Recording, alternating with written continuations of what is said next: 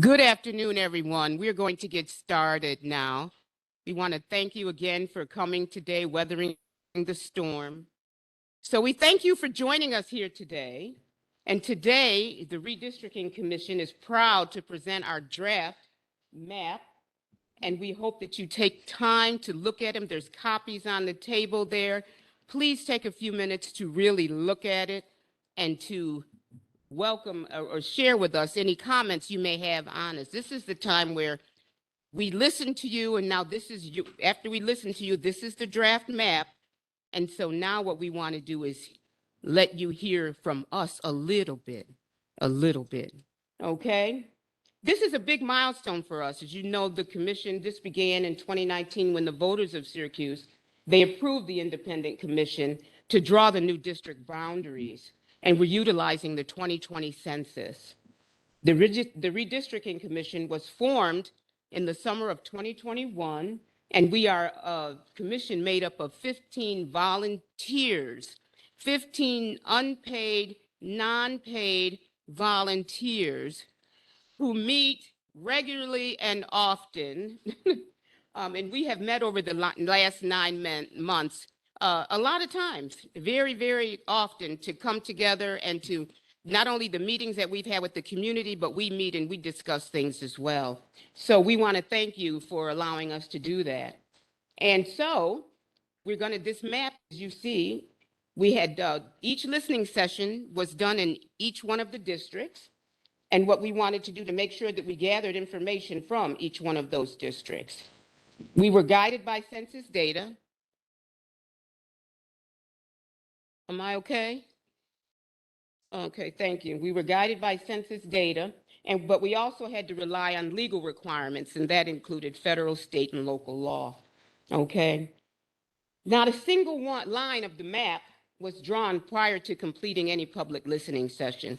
We want you to really be aware of that. We heard from the people from various communities, and we listened to their needs, wants, desires, and preferences, and what did they wanted in the district.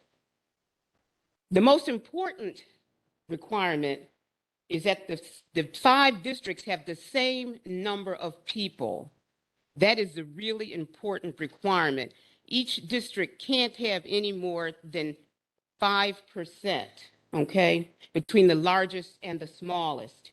And that comes out to be about 1,500 people, okay?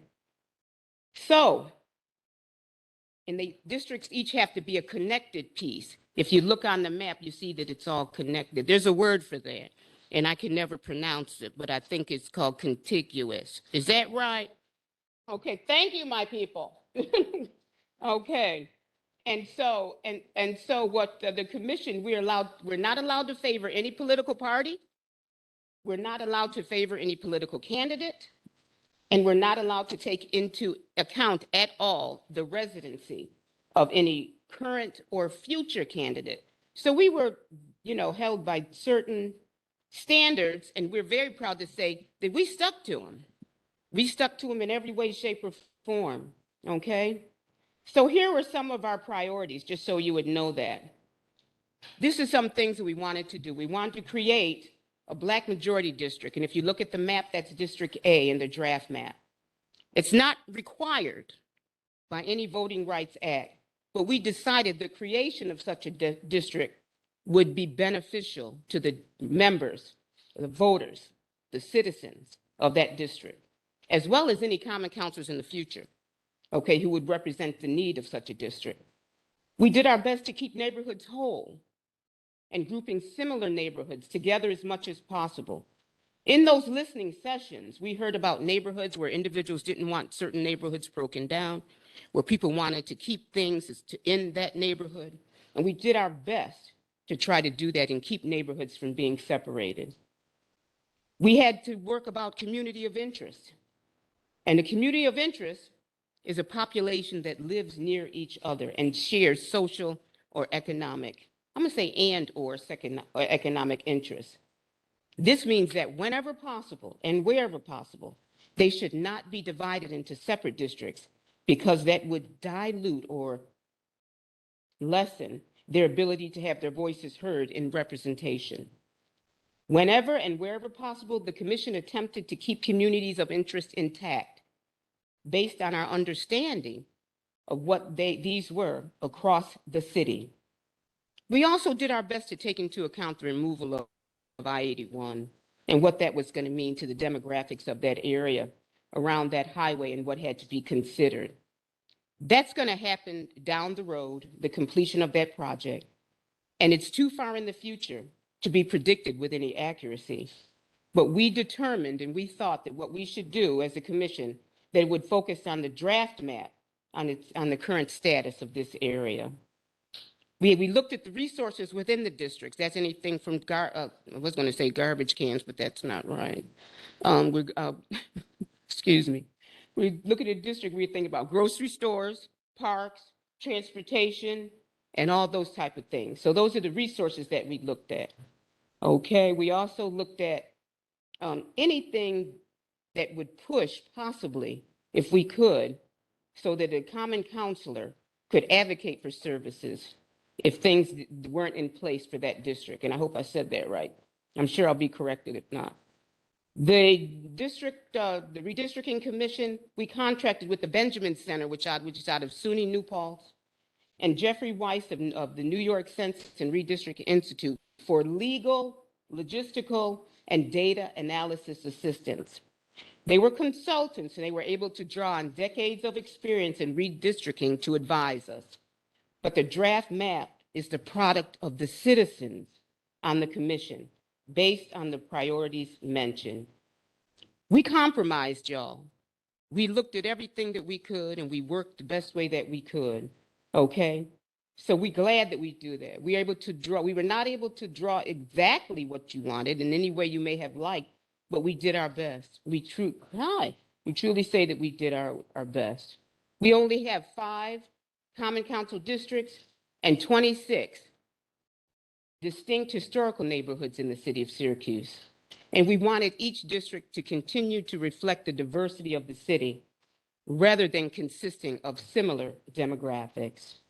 So this is our second round of public hearings. We had the first 5 where we listened. This is going to go through, the second round is going to go through to June 14th, where we hear your comments and reactions to the draft map, okay? After this series of hearings, we were going to revise the draft map as necessary based on your feedback from these public hearings. But we're going to still keep the laws in place. We're going to still keep the commission's priorities intact.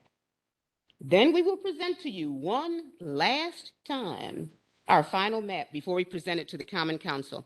And that presentation is going to take place on August 1st. Okay? So please, if you would, feel free to look at the map, give us your feedback. We need to hear from you. It's a draft, it's drawn, but that word is very important, and that word is draft.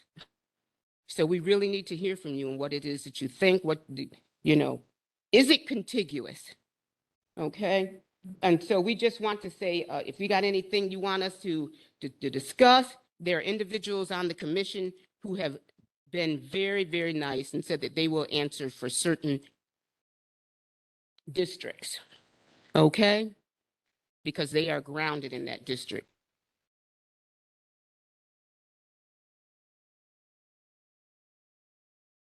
We have one. If you come up here and have a comment, say your name. If you want to say what area you represent or what institution you represent or what neighborhood you represent, that would be great. And then if you talk too long, I'm going to pull your strap, okay? Because we got to get all in here. We got to be out of here by 4 o'clock. I took up 10 minutes of your time. That's enough. The floor is yours.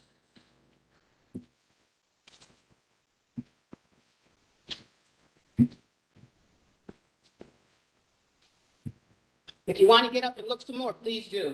No, you got to come up, Carol. You got to come up.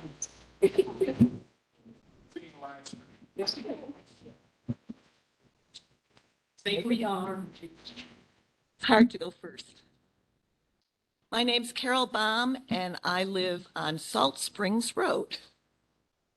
And first off, as a volunteer myself, much appreciation to all the volunteers here. I'm sure it took many hundreds of hours, so thank you for it.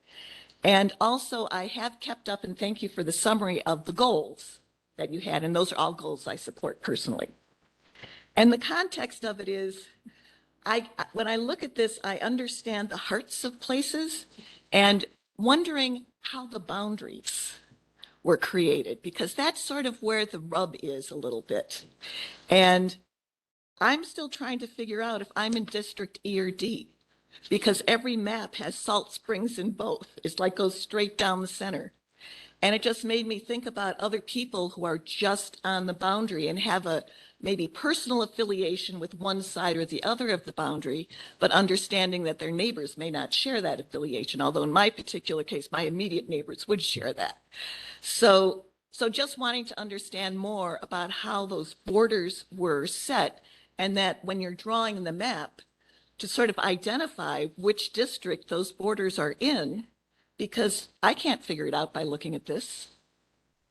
So thank you. Greg, Should I sit down? you can't, unless when you think you might have a question after. Okay, I might.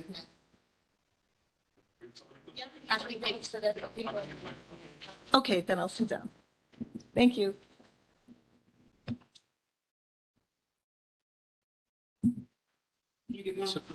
Sure. My name's Graham Lusky. I'm just going to answer part. What? Better? Is this any better? No. Can you turn it up? Right up to my face. So it mostly doesn't matter about you folks. It mostly matters about those folks. But okay. I'm only going to answer part of your question after all this production. To draw the districts, we have to, by law, use what are called census blocks, which are constructed by the U.S. Census as part of every 10 years census. And those census blocks, some of them are just literally one city block. Some are much bigger, like the whole lakefront area is one census block, for example. But we have to use those, and they use streets as their boundaries almost always. And so the boundary of between two census blocks is the center of the street. And so for us, the boundary between two districts is almost always the center of a street. And that's just kind of how it has to go. What side of the Salt Springs do you want, the inside or the outside? So you're probably going to be in District E. Salt Springs Road is the dividing line. So to the right, on the inside will be in District E. On the outside would be District E.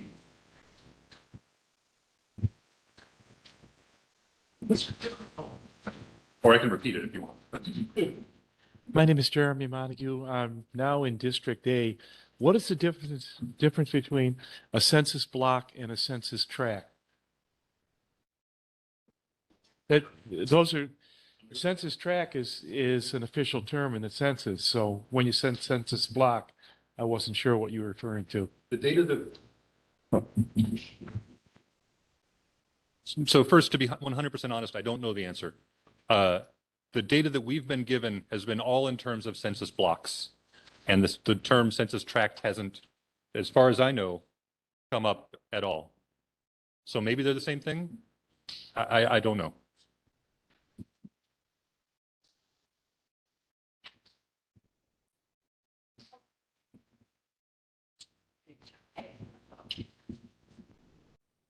My name is Kenesha Miller. I'm a longtime East Side resident. I thank you all for being here. My question is, I'd like to better understand the reasoning behind including, so from Salt Springs, that's generally considered the East Side. How come the rest of the East Side is part of District E, but the predominantly Black part of the East is included in District D? Just like and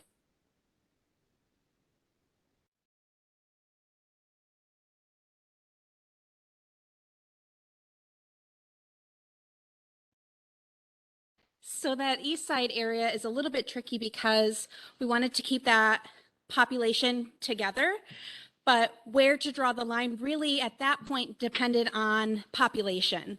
So when you do a little change in one area of the map, it changes everything on all the other parts of the map. And all of our districts need to have about the same population. So we knew that that would probably be a tough line because we had to draw it somewhere, but we did not want to split the Black population there. So we just put them into District D so they could be all together.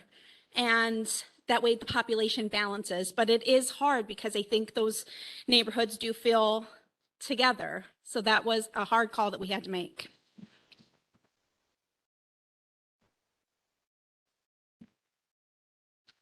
It stays within the 5%. Okay? You understand? No. I said. Population stuff, I just thought it was interesting because it is part of the east side of Syracuse, but it is not included with the rest of the east side of Syracuse.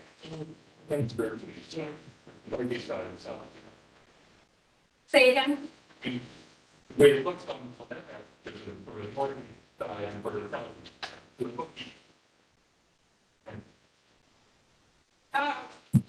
Where do you live? I live about 10 blocks that way. So on the east side of Syracuse? Or what side of town? So, in the Salt Spring area is not far from the university area. Syracuse University and Illinois College or two popular institutions here. So, I guess I see similarity in the neighborhood. This is excellent discussion, but everybody in the internet is missing it because we need to be in the microphone. I'm sorry.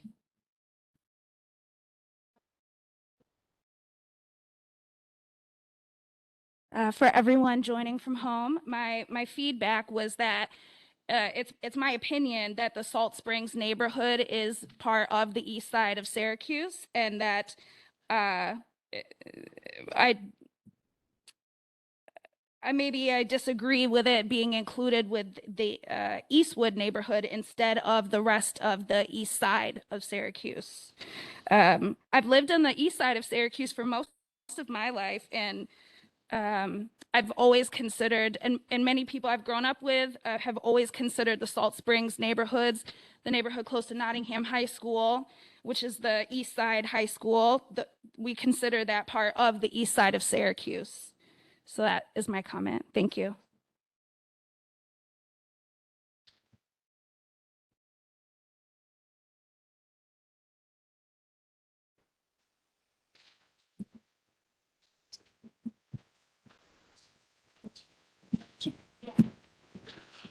Okay, everyone.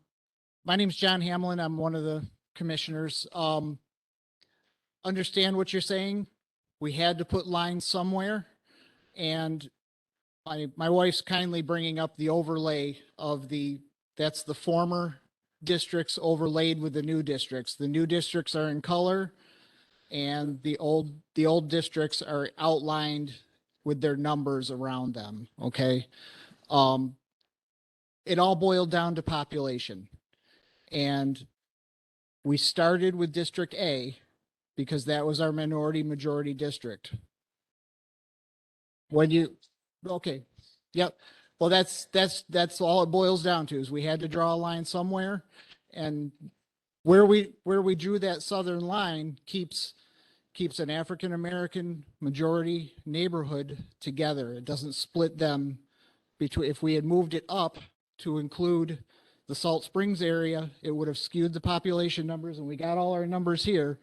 You can see that we have districts that are equally populated. The way it was before, they were not equally populated.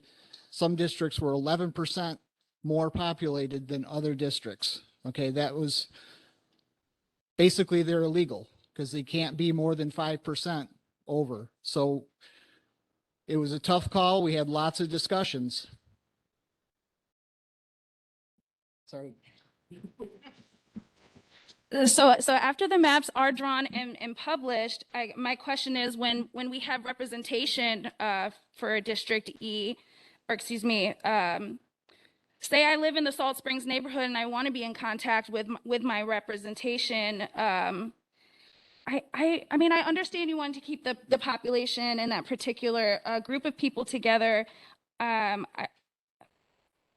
just don't know how much Eastwood has in common with the East Side, and specifically the Salt Springs Fayette neighborhood of the East Side. So I guess I do understand the population and that you have to make that even as part of this process. I guess I'm just thinking of afterwards when we get representation. I mean, there is a whole section of the East Side who's like not with the rest of it. They're in a whole different district that is then cut in half by like Erie Boulevard.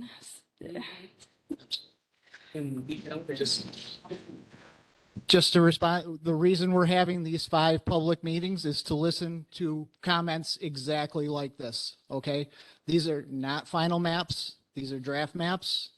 All of our commissioners are writing down everything every one of you is going to say. And we're going to take that back to our meetings and we're going to discuss it. And we're going to, you know, I can't promise changes, but we're going to take everything you have to say into consideration. Thank you. I thank you again to the commission.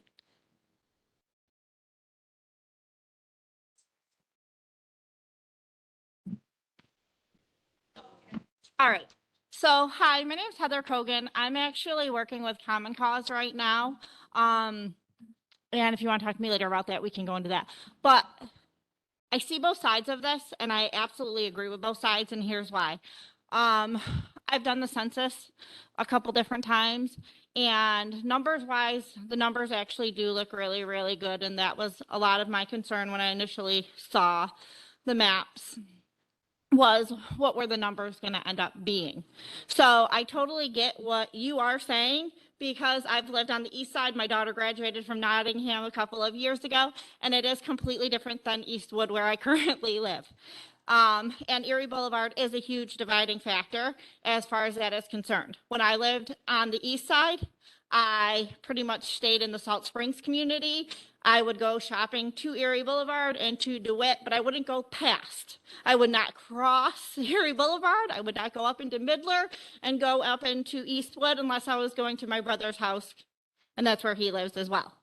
So, but living in Eastwood, I, on the other hand, don't come down now, and I don't cross over into the East Side. So it's kind of like a catch-22. So I just don't know if that puts that into a little bit more perspective and kind of bridges, like maybe making a link between the commissioner's point of view and then like the citizen point of view. Because I feel that they're both very, very valid. And I understand 100% where you're coming from. But if you do look at these numbers, like I said, my biggest concern when these maps came out was 2 things. One, the dissolution of a downtown district and what that would look like as far as the numbers were going to be concerned, and also the overall numbers as a whole. So I don't know if that kind of helps a little bit with your. Were your concerns adequately addressed? When I saw this, when I got here today, absolutely, yes. And now just going forward, when they're, you know, adopted and ratified and finalized, I really am curious to see what the next 10 years looks like. So, because I mean, this is only for 10 years. The city charter says we're going to do this again in 10 years. And I know that's really kind of not the best way of saying it, like it's only for 10 years, but it's been 20 years since we've had new maps. So this is definitely going to be better representation, especially in districts like C, which is like the North Side community, and District A, which is more of the South Side community. And that's like everything that I've done over the last 4 or 5 years, like that's my heart. I've never lived on the North Side or the South Side. I've always lived on the West Side or the East Side, but I love the North Side and I love the South Side. They're my 2 favorite parts of the city. I think they're the most beautiful and rich and dense. And I think that these numbers are going to really help with that. And unfortunately, like he was saying with the census tracts, it is hard. It is really frustrating. And doing multiple censuses, I mean, these aren't people that live here in these communities that make up these census tracts, which is really, really hard as well. So it comes down to numbers and lines, unfortunately. So. Question for you. Sure.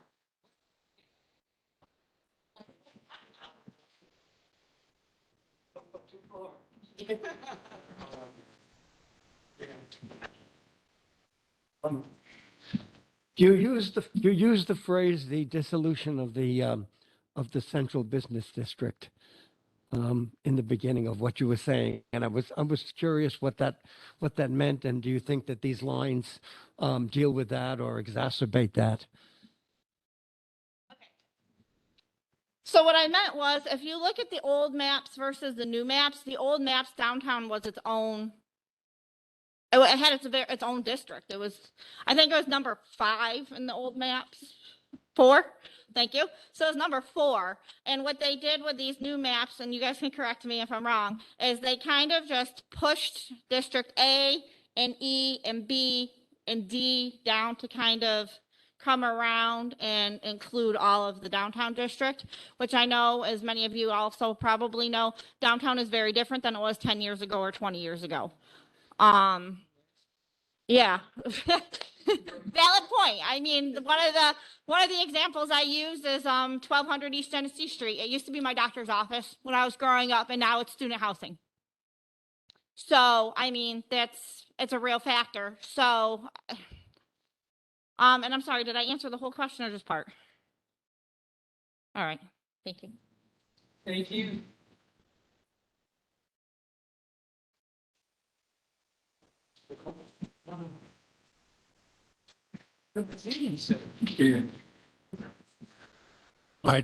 My name is David Michael. I lived in the Berkeley tract for many years and now live in Outer Comstock. I might also mention, for those who don't know me, I worked for the city of Syracuse for many years. I wanted, first of all, to answer the question. I believe census tracts are the larger areas, and then the blocks are the smaller areas. So I have, first of all, thank you for all your work. I think you've done a great job, as someone has already mentioned, of sort of consolidating some of the neighborhoods that have more interest. I'd like to make one suggestion. I think, appreciating what the young lady said about Salt Springs really being part of the east side, you might want to consider moving the University Hill area into the downtown district. I think that's mainly a student area. It's the University Hospital area, and its characteristics is more related to downtown, albeit 81 is there right now, but it's going to be there very much longer. So you might consider moving that out so you could add Salt Springs to the area. I don't know if all the numbers work, but that's just something for your thought.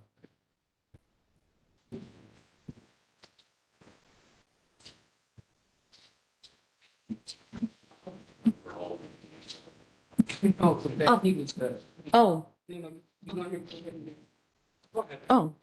I just wanted to address something that you said about the Salt Springs area. If you look at the maps, you're going to have a diversity of neighborhoods in each of the in the draft map. So for instance, if you look at the south side or area A, you have a lot of the valley. That's a more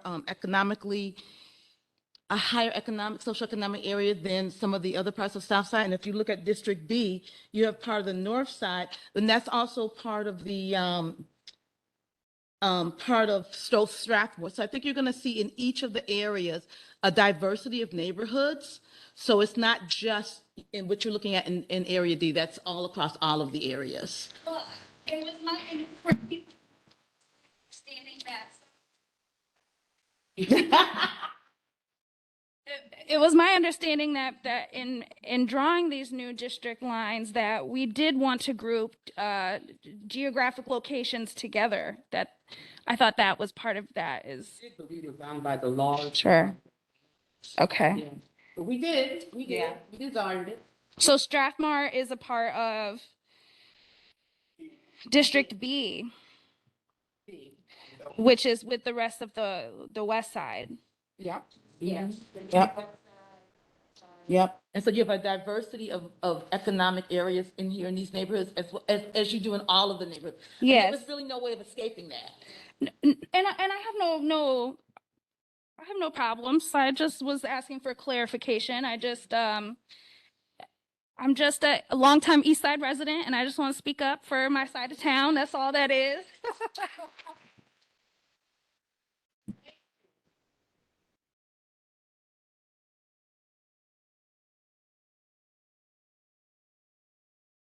I went to the census site, and for clarification, um, the term isn't census block, the term is block group.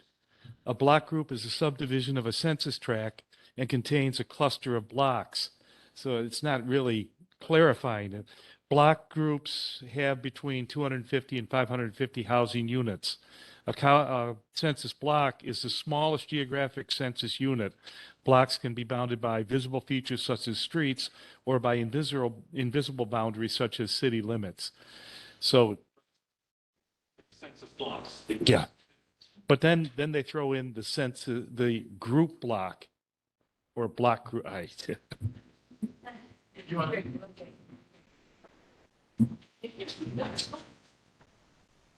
Do we need to have Jeff answer that? Just to finish this off, because we don't need to spend a lot of time talking about it. Census blocks are the smallest. A group of census blocks is called a block group. And block groups make up tracts. And that's It can be, yeah. That's probably break down the really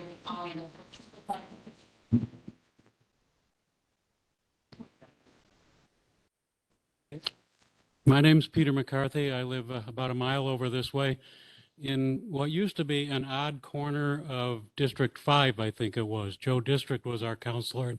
He was sort of Eastwood, and then this long arm that came down here. So we're in a district that now makes more sense. I'm in the corner, a part of the east side. I understand the concerns about Salt Springs being part of the east side. I think you could express some similar concerns about parts of the west side and south side where you had to decide where to draw lines. And I know how hard that is. I worked in school districts, and I used to have to tell parents, no, your kid can't get on our bus. You live across the street.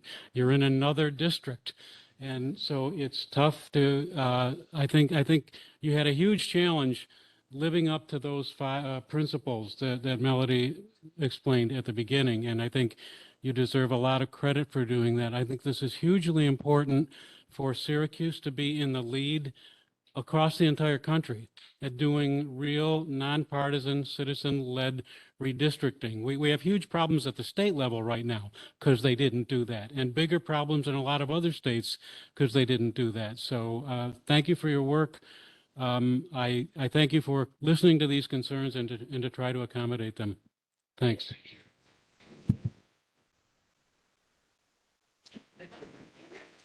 She's leaving you. Hi, I'm Holly Grant. I live right here on Westcott Street. I want to echo what our neighbor in red and pink have said about maybe including Salt Springs and not the University Hill neighborhood in District E. My other question is, when we're looking at the map and this chart of numbers, what should I as a citizen be looking for that Common Cause said was great? I don't know what the connection between the picture of the maps and the numbers in the chart are that make this a great, something that's really good. So if anybody can, okay, if anybody can.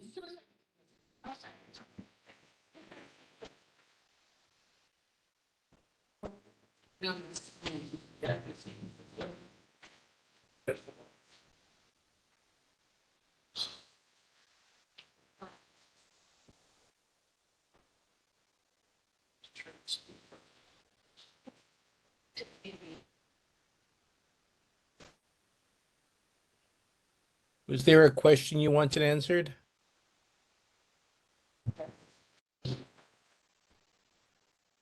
Hi, can I be heard?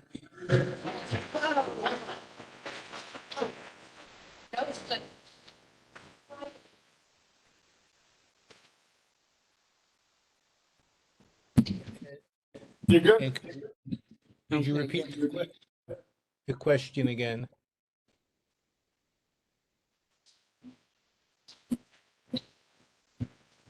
Hi, Jeff.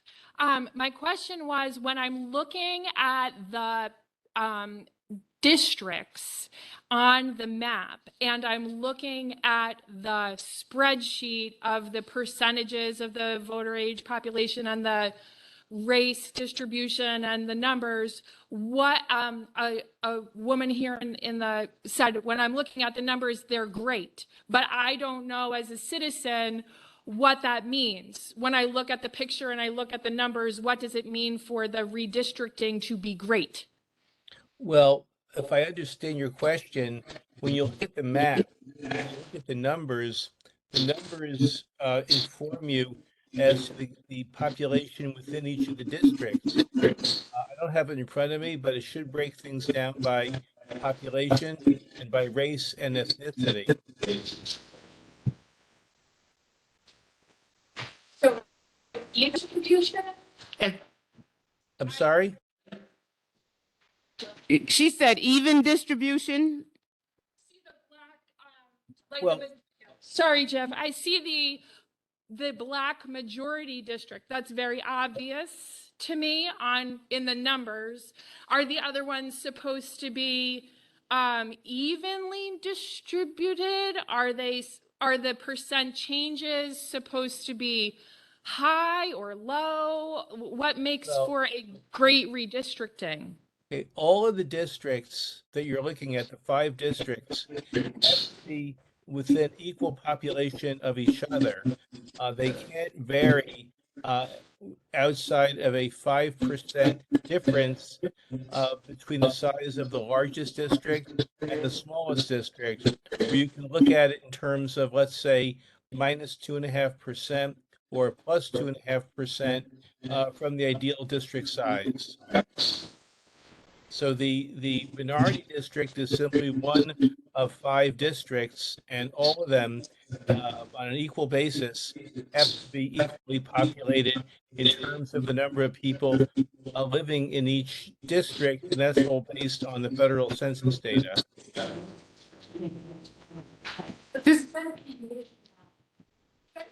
Does that help you at all? Do you? Yeah, come on. And Professor Benjamin has his hand raised to further elaborate. So again, for a little bit of context, and they don't have them here, if you look at the old numbers versus these numbers, there were districts that had like a really horrible disproportionate of numbers. So like the north side especially, I think it was over 1,000 people more in District C. Because if you look at this map versus the other map, that was another one of my concerns. You guys did great, I think. Is District C is relatively the same. If you look at number wise.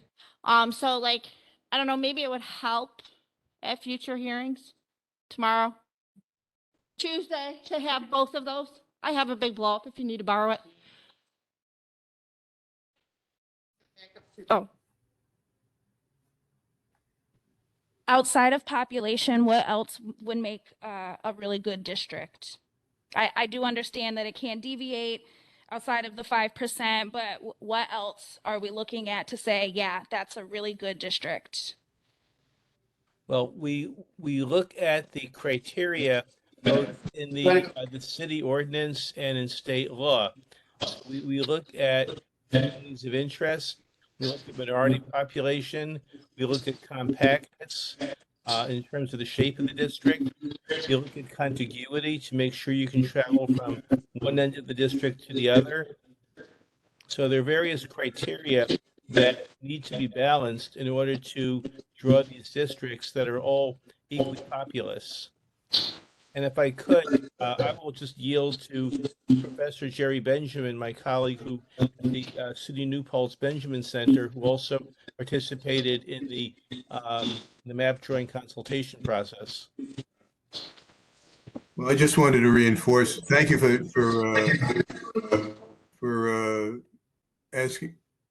asking me to comment. I want to reinforce what Jeffrey said, and also want to say I've worked. I'm not the principal from our center on this, but I've worked with a lot of commissions, and this commission is doing, from 50-year experience, quite an extraordinary job. So that's my acknowledgement of my observed. There are criteria in law, and we have to take them one at a time in sequence. So that we have to start with population equality. We have to assure that minority people who are protected under the law get a fair chance to participate in the election. We have to give consideration to communities of interest. So we have this whole list in the law that the commission has to consider. And sometimes when you try to do one thing, the other thing gets pushed aside or gets pushed down the list. We have to come to balance. So we have to it behooves us, and it's very, very important that we come to the communities and say, what do you think of what we've done? And then by iterations, we call it an iterative process. It's a big word, but it means we do it several times, adjusting it as we go. We come to optimize, not perfect for everybody, but optimize for the group. And that's what we're shooting for here. Now that we've given you an idea after a lot of thinking by the commission, you say, well, that idea doesn't give consideration, which I think is important, or there's another element that's very important.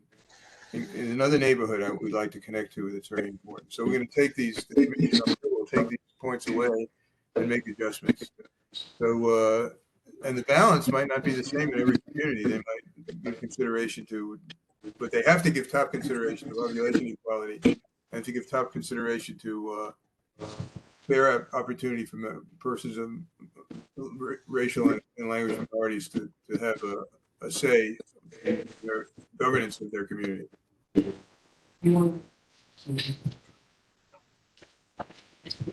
Thank you for that question. You know, we have a sheet that we call the FAQs, and so what we'll do is we'll make sure if you come tomorrow, we'll make sure that that's handy for you guys to look at and to know these things particularly, so you can know exactly what we did. This may be a little, yeah, okay, but we got it done. We got it printed out. We'll bring it. Okay. Okay.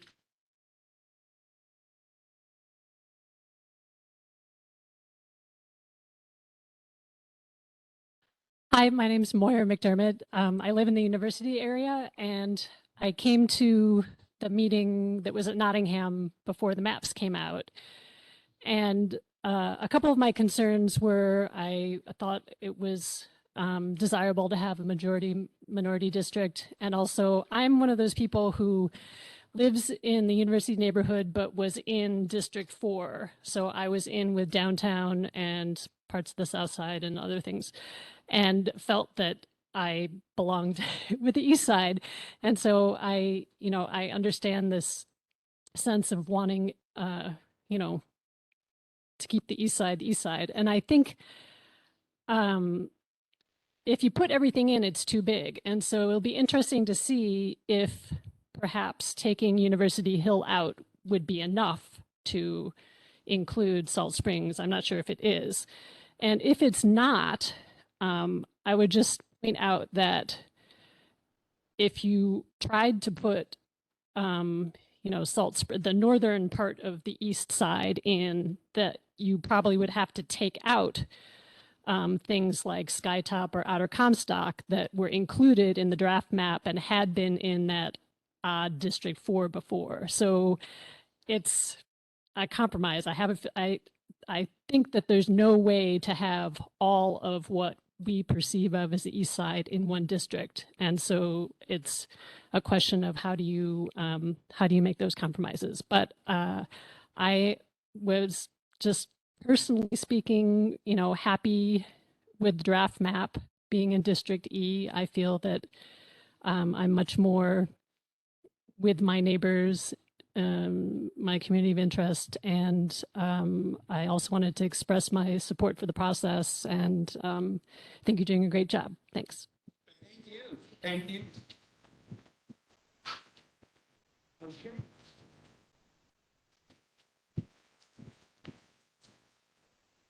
Really quick, I just want to say thank you again for doing 20 years worth of work. So hopefully the next 10 years won't be as difficult.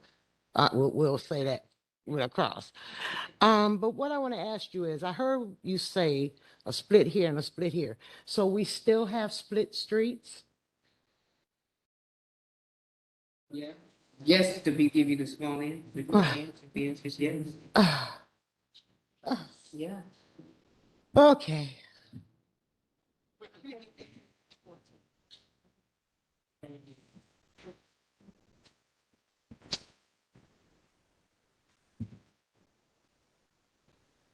So I wanted to come back to Holly's question about what you should look, really what you need to make this have context is you need last year's or last times, which we have. So one of the things that the Benjamin Center did for us is to run what's called a deviation and demographics report, which we could probably distribute. But one of the things in it, so the current districts, so you see here the deviations are like no bigger than 1.5%. In the current districts, they are 12 and 8 and 6%. So that's one thing. The other thing is that we have, as the demographics part of this demographic report, we have, and I can show this to you in a way that we can actually see it, but we have these maps that show density of population for various ethnic groups and all and so things like this. And so we need to look and say, there's a big Hispanic community that you can't see on a map, but you can see in the demographics, and let's keep it together in District B. And that, informs that lines either need to go above or below. So you can't see it here, but you can see it here.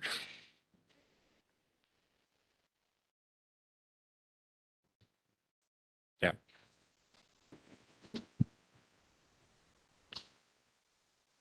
Looking at the time, we have about 10 more minutes. So please, those of you who have any questions or any concerns or anything, thank you for those who came up and talked about Salt Springs. We're definitely going to pay attention to that because you shared that very eloquently. Okay. And so if anybody else has any comments or concerns, please come up.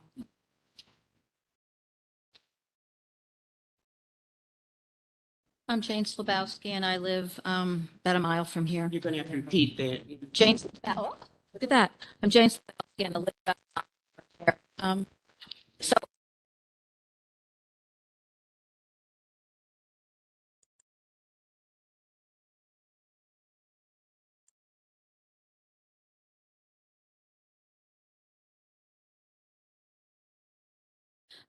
but I kind of wondering, it should different and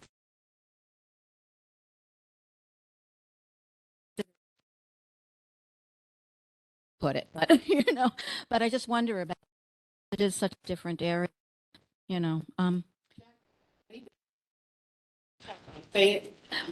Skytop, the student pop housing, student having South Campus of Syracuse University. And then if you kind of look at that Ainsley area, see there's kind of like a pretty business district.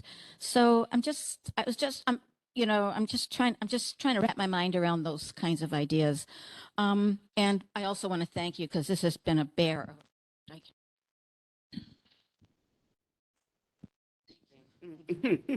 You. Anybody want to? You want to come up? Okay, come on.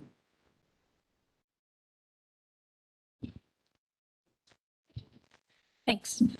So I just have a question. It's not specifically about the district we're discussing right now, but what is the boundary line between D and C? Because on the smaller maps that you provided, it looks like it's DeWitt Street between DeWitt and Helen, and on the big map, it looks like it's Oak Street. It's DeWitt. Okay, thanks for clarifying. Thank you. 9 minutes.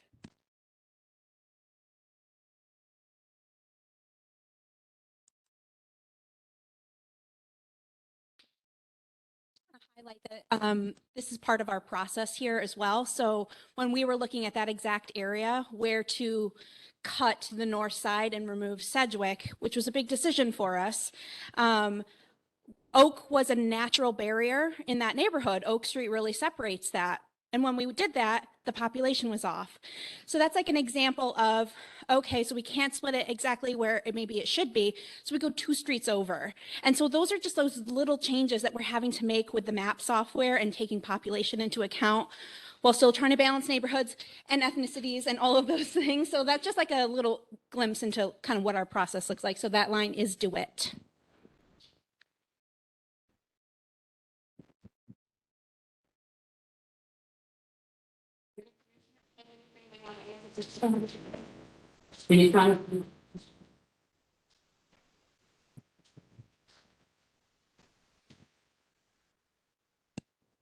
So I don't want to, I'm Charles Jackson. I don't want to harp on I just want to address the breaking of streets that you were concerned. And it all comes down to the same thing. Literally, when we go on the software, if you have a couple of houses and then there's an apartment building, that population offsets one another. So like on one side of the street, like West Onondaga was like a hard line for us. We were really struggling to make sure everybody was on one side of it or the other. But because of a particular block, the way it was set up, some people had to be in one side, some people had to be in the other. And the software kind of forced our choice, as it were.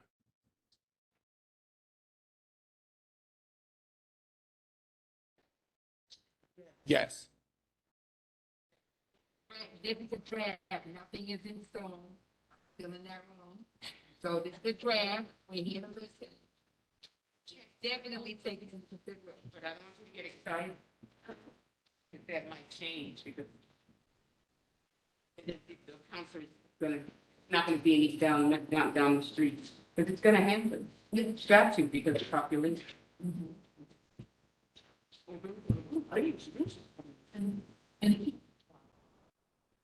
Hi, I'm Bruce Sheffrin. My role seems to be in asking questions.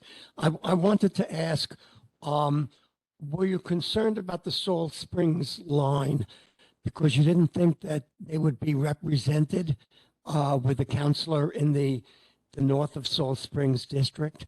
I mean, was it about the concern that you would be, that neighborhood would be somehow buried in much else of that district?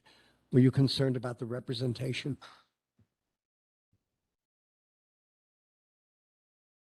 Yeah, my concern about the Salt Springs neighborhood is just that after we're done drawing these lines, will they get drowned out by the concerns of Eastwood because it geographically is so separate neighborhood. So yes, I guess that is my concern.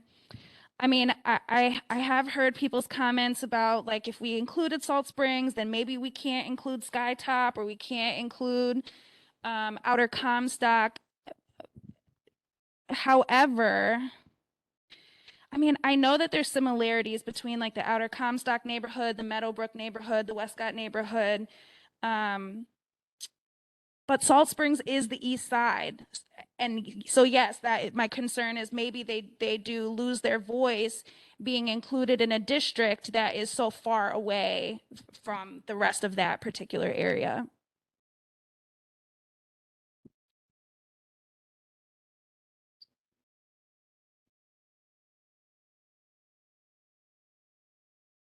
I have a response to that too, because I'm the one who asked about who lives on Salt Springs literally. And when you said that if you're on the south side, you would be in District E, my first reaction was, thank God. For the reason that you express. And it just hearing this conversation really does, you drive up, there's a sign, welcome to the Salt Springs neighborhood. And it really doesn't feel, I mean, I get that people are going to have their noses bent out of joint at some point or another. But Erie Boulevard is such a natural boundary. And Salt Springs really has historically seen itself as a neighborhood. And I myself, from the former district, maybe part of it is the shock, because in the former district, Salt Springs was in the center of it. And so it's just, weird thing to think about people who I've worked with and done political things with across the street will now be doing it with, it's hard to adapt to when you've identified with a particular neighborhood and then thinking about people who will be edged out of it now. But it's going to be broken up. I mean, nobody's going to be in it anymore because half of us will be on one side and half will be on the other side. And maybe that's okay, but the main, I get that the priority is to have a majority African-American district and and the other priority is to have an even distribution of population. And that are two defining things that will create waves. And so the question is, how many of these waves, like this is a big wave for me and so for some other people here, can it be eased somehow? So thank you. My name is Anthony Tolbert, and I know some of you in the audience.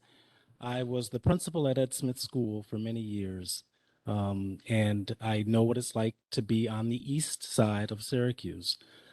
I also live in the valley now. I lived on the north side. So I have been in many parts of the city. I understand that these are going to be growing pains for all of us. But as the president said, this has been work in the making for 20 years. We have to remember that we are bound by the laws and the priorities that this commission has put forth. That does not mean that this is the map that we will be sending to the Common Council for a vote. We are listening to you. We hear everything that you're saying. We're writing it all down. And if we can make adjustments to the map, we will do that. Trust me, we will do that. We have done this for 9 months. We've been working at this. So we will definitely listen to what you're saying. Come tomorrow night, invite your neighbors, tell them to come out Monday night, Tuesday night. We're going to be meeting and we're going to listen to what you're saying and we're going to take that all into account. The other thing I would say to you is we are very much considering a follow-up report that should go to the Common Council that speaks to the challenge with having just 5 districts and 26 distinct neighborhoods. That is a huge challenge. If we have the same issue 10 years from now, that commission will have the same problem. So this needs to be rectified, and I believe our commission will be looking at a report that includes recommendations to the Common Council to address this issue. Thank you. What happened in 10 years, right? What happened for this process? It wouldn't happen like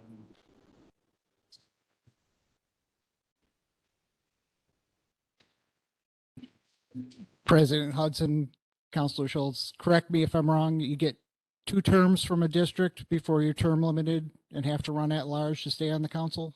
Is that correct? Is it 4 2-year terms? Okay. What about the district councilors? 4 2-year terms, so 8 years is the most any councilor can stay consecutively. Okay.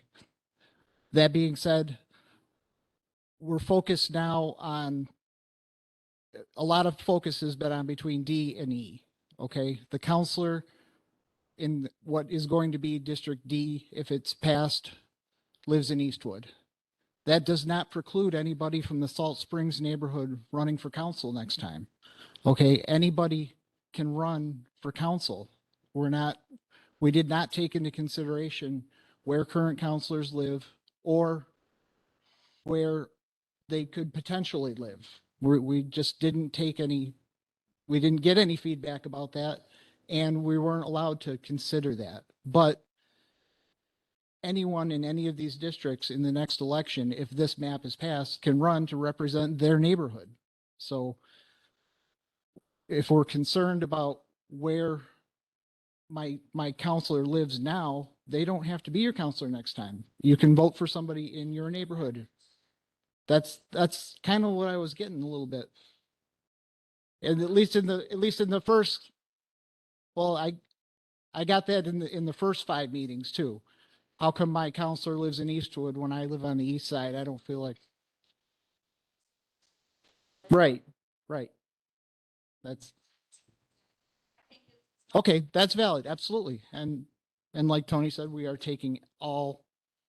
writing it all down. So it's just bear with us. If we need to make changes, we'll make changes. And I'm going to give it back to Melody because I think our time's up. Well, we want to thank everybody for coming today. We really appreciated you. I'm the official timekeeper. Y'all got to go. You ain't got to go home, but you got to go. Okay?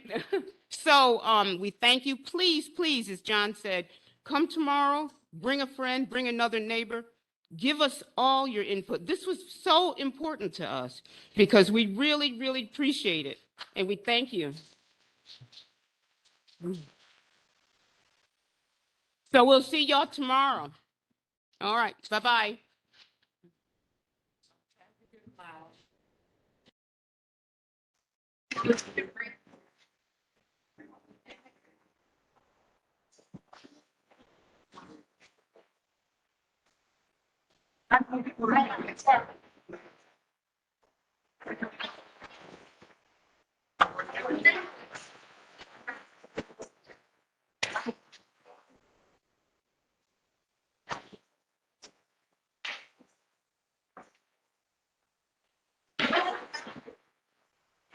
Okay.